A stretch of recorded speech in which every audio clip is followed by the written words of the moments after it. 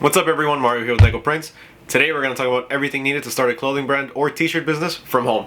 So if you've been looking to get into the t-shirt game, whether it be to make custom shirts or to start your own brand, and don't know what equipment to buy or where to start, stay tuned. Starting a t-shirt business is actually a lot easier than a lot of people think it is. The reason most people don't continue or don't even start to begin with is because there's just so many options and a lot of people feel overwhelmed, or they think that there's only one option that you need to go with because that's the best possible option that there is, and they think that nothing else is going to match that quality. So let's start with the basics. What are the different printing methods that you have available to you? That's really going to depend on what you want to do and how much you're willing to limit yourself in other aspects of the t-shirt game. What do I mean? If you're just getting into the t-shirt game, chances are you're not looking to spend upwards of $10,000 for a DTG printer like this one. If you are, then fantastic. DTG printing is, in my opinion, on par with screen printing. And the fact that you can do one-offs, even better. A one-off shirt means an order of just one shirt. So if somebody wants just one happy birthday shirt, that's a one-off because you're just doing one. Something like DTG printing can handle pretty much anything. But if you're looking to start with something smaller and cheaper like I did,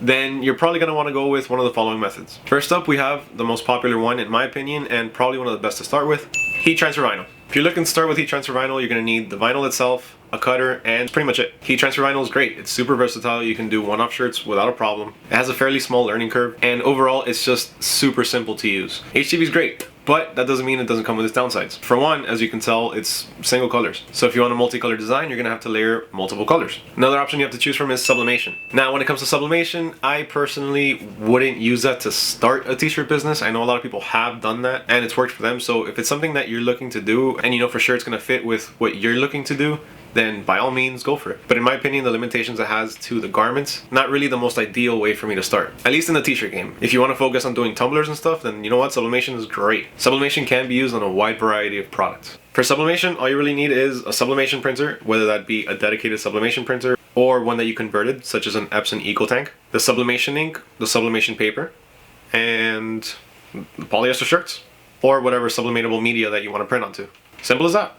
But when it comes to t-shirts, for the most part, you're going to be limited to lighter color garments as well as polyester garments. Honestly speaking, those are the two main ways that I've seen most people start their businesses, mainly because it's an easy way to get your feet wet, start learning the business, start learning what people like, what people are looking for, or what you find best for your brand or the way that you work. And then from there, you start making a little bit of money with those two methods, then you can upgrade to better equipment. You can start looking into DTF printing, white toner printing, DTG printing, if you have the space for its screen printing. To start, that's the first thing you have to do. Figure out what printing method is going to work best for you. After you pick the printing method that you think is best for you, you're going to have to look for a heat press. Now, when it comes to heat presses, there are all kinds of shapes and sizes and functions and fancy knobs and pressure sensors and spinny thingies, things that pop up, things that stay down. There's a lot of heat presses. Now, you're gonna have to narrow down what works best, again, for you. Personally, I really like the swingaways, the ones that you just pop up and then they swing away from the press itself. They can swing around. That's what I started off with and I thought it was great, but even one of those small presses can take up a lot of space because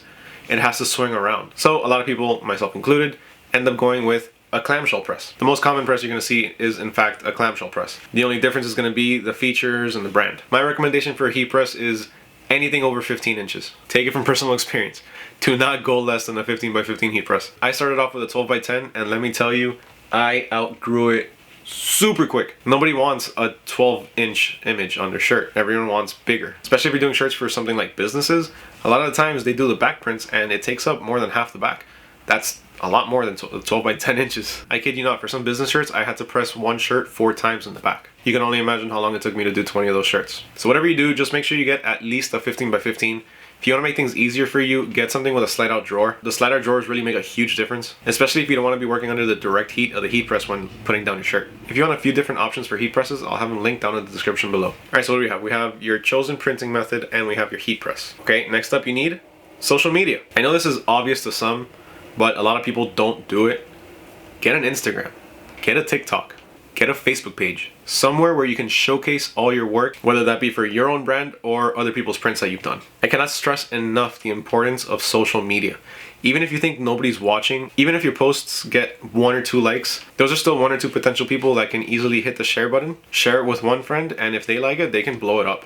Always make sure you post your work. It's hard and it's discouraging at first because you're not going to have an audience, you're not going to have people that are following you, But little by little, as you keep posting, as you keep telling people of your Instagram, of your TikTok, of your Facebook page, you're going to be gathering those followers. You're going to be gathering those supporters that love your work, that like the message behind your brand, that just think your stuff looks cool. Remember, each person that sees any one of your posts is one person that can easily share that post with somebody else. Now, the problem, in my opinion, comes when people start to doubt themselves or get easily discouraged. Mainly people get easily discouraged because you have all these ideas that you want to do and you think that they're gonna immediately blow up. So you actually execute 5 of those ideas and nothing happens. Whether it be making 5 shirts that you think are gonna blow up for your brand, or making 5 shirts that you're putting on Instagram to show people so that way they can reach out to you to print their merchandise. Nothing happens. And that's gonna happen. Nothing is going to happen, at least at the beginning. The fourth and final thing that you really need in the t-shirt business is your dedication. You need to dedicate yourself to the process, and you need to trust the process. Know that because nobody's liking your work right now doesn't mean that they're not gonna like it a week from now, a month from now, a year from now. Don't be discouraged and throw away the towel. Just keep going at it. Keep posting. Find new ways to post. Find new ways to get your stuff out there. Check out Facebook groups. Check out Facebook Marketplace. I haven't used it in a long time, but there's also Craigslist. There's apps like 5 Miles or OfferUp. Print out flyers and business cards and leave them in restaurants. Leave them in supermarkets. Leave them in stores. Get creative and find ways to get your name out there. Because if you just post once or twice a week expecting to blow up, it's probably not gonna happen. Now, that doesn't mean it's not gonna happen. Look at TikTok. People can post once or twice on TikTok and just blow up. Can it happen? Yeah. Is it gonna happen? Probably not. So we have your chosen printing method, your heat press, opening up a social media account, and determination. Determination being probably the most important one. Those are the 4 things that you're pretty much gonna need to just start getting everything up and running. You're gonna come across a few things that you're gonna need to keep going or to keep progressing, but to get started or to get your feet wet, should be good with the things we just talked about. If you have any questions, make sure to leave them down in the comments below. I will make sure to answer each question as best as I possibly can. Make sure to hit that subscribe button if you found make sure to hit that subscribe button and pound that like button if you found this video helpful. Thank you all so much for being here, and I'll catch you guys next time. Peace.